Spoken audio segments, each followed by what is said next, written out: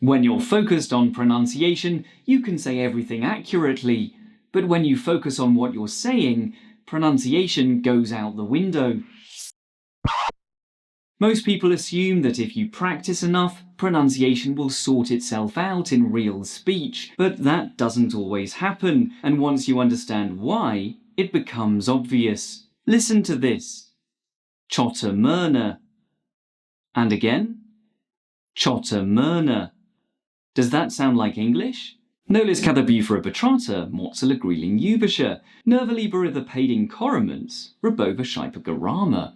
The answer is something working in the background, a way of holding and moving my mouth that stays through everything I say. It's what linguists call articulatory setting. I call it your English zone.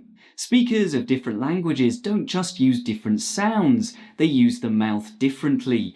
The tongue has a preferred position, the lips have a particular shape. This isn't random, it's what makes the sounds of that language easier to produce. When you speak English, your mouth may still be operating in your native language zone. Even if you've practiced individual sounds, you may be building them on top of the wrong foundation.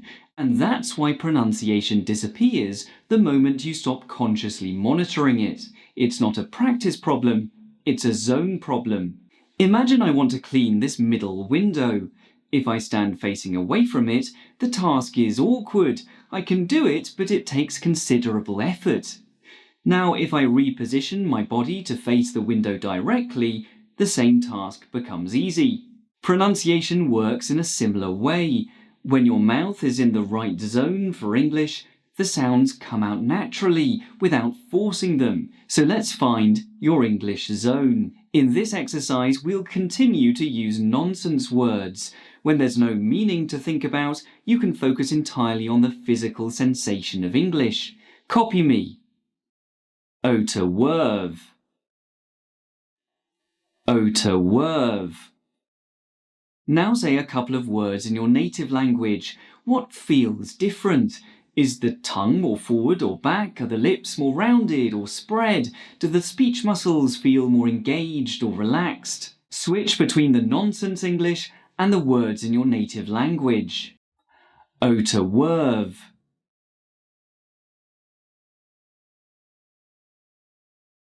Ota werv. Let's try a few more. Again, copy me, then say a few words in your native language. What differences do you feel? Perza krell marf.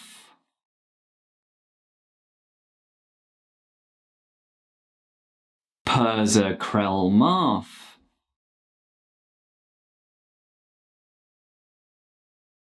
Once you've found that feeling in English, that's your English zone.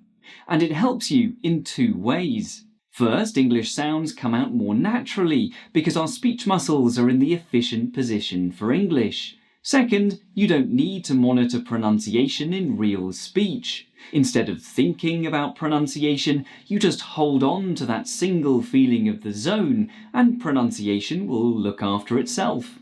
I talked about this recently at a conference, but the place to explore it properly is inside my British Council Award-nominated course. There's a full lesson on how to find your English zone, how to compare it with your native language zone, and how to carry it into real conversation. Just click the link in the description or scan the QR code, and I'll see you there.